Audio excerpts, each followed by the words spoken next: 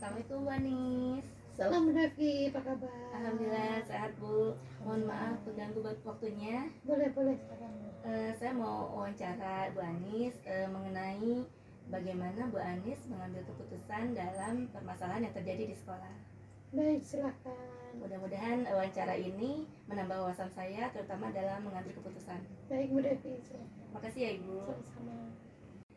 Terima kasih Ibu. Selama ini bagaimana Ibu dapat mengidentifikasi kasus-kasus yang merupakan dilema etika atau bujukan moral? Cara saya untuk mengidentifikasi dari kedua kasus tadi adalah memahami kasus masing-masing.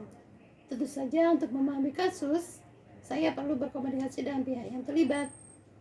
Nah, setelah permasalahan itu dipahami, maka saya akan melakukan beberapa hal untuk memetakan apakah itu termasuk bujukan moral atau dilema etika. Baik, selanjutnya selama ini bagaimana Ibu menjalankan pengambilan keputusan di sekolah, terutama untuk kasus-kasus di mana ada dua kepentingan yang sama-sama benar atau sama-sama mengandung nilai kebajikan, Bu? Nah, untuk kasus dilema etika, saya akan mempertimbangkan kedua hal yang sama-sama benar tersebut membenturkan faktor apa atau pihak yang mana. Apakah kepentingan per orang atau banyak orang, mengandung nilai-nilai kebenaran atau kesetiaan, atau rasa adil, mungkin dengan belas kasihan, ataukah berdampak untuk saat ini dan seterusnya. Iya Bu, langkah-langkah atau prosedur seperti apa sih Bu yang biasa Ibu lakukan selama ini? Suara hati dan nalar harus sejalan ya dalam memilih kebenaran. Mana yang paling kecil mudaratnya dan mana yang paling besar manfaatnya. Dan juga mempertimbangkan kepentingan anak didik. Jika kasus itu berhubungan dengan peserta didik, tentu mereka yang dipertimbangkan. Nah, berdasarkan prinsip berpikir basis akhir, harus berpikir berbasis peraturan, dan juga berpikir berbasis rasa peduli. Tahap berikutnya, kita lakukan investigasi dengan memeriksa kembali fakta-fakta atau temuan, peluang-peluang, baru kita buat keputusan. Lalu keputusan itu ditinjau kembali hingga benar-benar kita yakin di situ ada kebenaran, dan insya Allah dengan bimbingan Allah SWT ya, bukan kita akan baru kita pada Allah, keputusan yang saya ambil adalah insya Allah menjadi keputusan yang bertanggung jawab.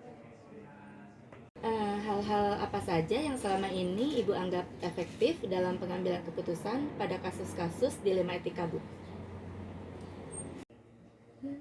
Nah, dalam kasus pengambilan keputusan dengan dilema etika, hal yang efektif yang kita lakukan adalah menyederhanakan pokok permasalahan dan membangun kebijaksanaan. Baik Ibu, selanjutnya hal-hal apa saja yang selama ini merupakan tantangan dalam pengambilan keputusan pada kasus-kasus dilema etika? Hasil keputusan yang kita ambil mungkin ada pihak-pihak yang tidak menerima sepenuhnya, dan proses untuk dapat memahamkan sebagian orang untuk secara ikhlas menerima dan menjalankan keputusan itu memang menjadi sebuah tantangan ya. Serta untuk bisa tetap konsisten menjalankan keputusan yang kita sepakati.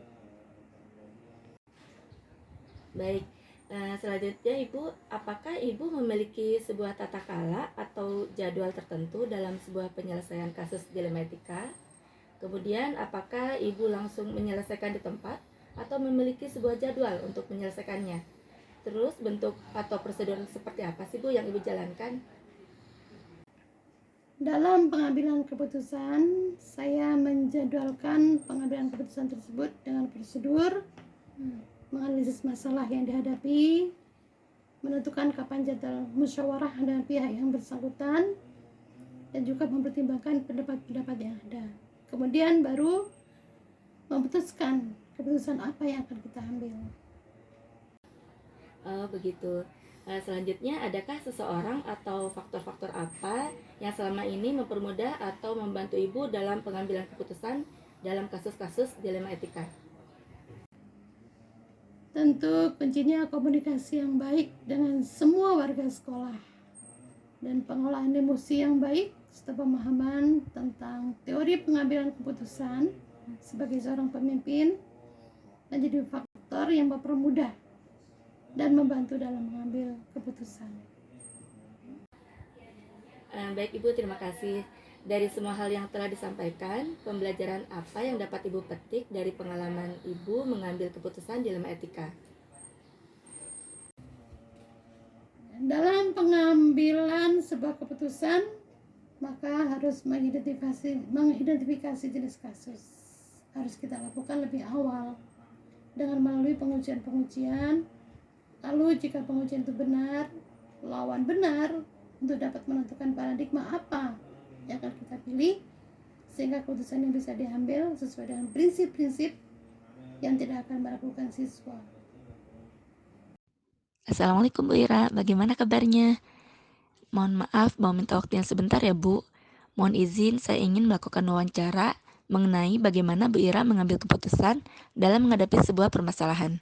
Mudah-mudahan ini bisa menambah wawasan saya dalam pengambilan keputusan nanti. Makasih Ibu. Pertanyaan pertama, selama ini bagaimana Ibu Ira dapat mengidentifikasi kasus-kasus yang merupakan dilema etika atau bujukan moral? Sebagai seorang pemimpin di sebuah instansi pendidikan, pasti akan beragam kasus yang akan dihadapi.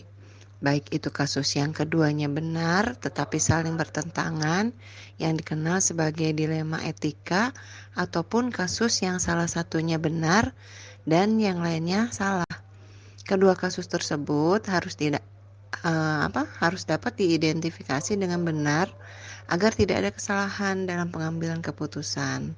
Nah, jika kasus yang diidentifikasi lolos dari syarat-syarat tersebut, maka dipastikan itu adalah kasus dilema etika.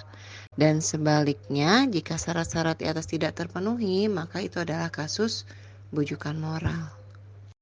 Pertanyaan kedua, selama ini bagaimana Ibu menjalankan pengambilan keputusan di sekolah, terutama untuk kasus-kasus di mana ada dua kepentingan yang sama-sama benar atau sama-sama mengandung nilai kebajikan?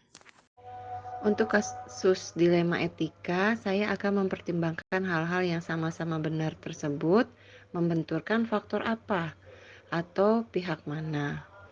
Apakah berpihak pada murid, mengandung nilai kebajikan, dan bertanggung jawab. Pertanyaan ketiga, langkah-langkah atau prosedur seperti apa yang biasa Ibu lakukan selama ini? Langkah-langkah yang saya ambil dalam memutuskan suatu masalah adalah menganalisis terlebih dahulu kasus yang dihadapi, lalu mencari tahu pokok permasalahan kasus tersebut, lalu menentukan fakta yang relevan, lalu menguji benar atau salah, lalu mengambil keputusan, dan terakhir merefleksikan keputusan tersebut. Pertanyaan keempat, hal-hal apa saja yang selama ini Ibu anggap efektif dalam pengambilan keputusan pada kasus-kasus dilema etika? Hal yang efektif dalam pengambilan keputusan adalah dengan mendiskusikan kepada pihak-pihak yang terlibat, kemudian mengambil keputusan sendiri setelah mempertimbangkan pendapat dari yang lainnya. Karena keputusan akhir adalah tanggung jawab saya sebagai pemimpin.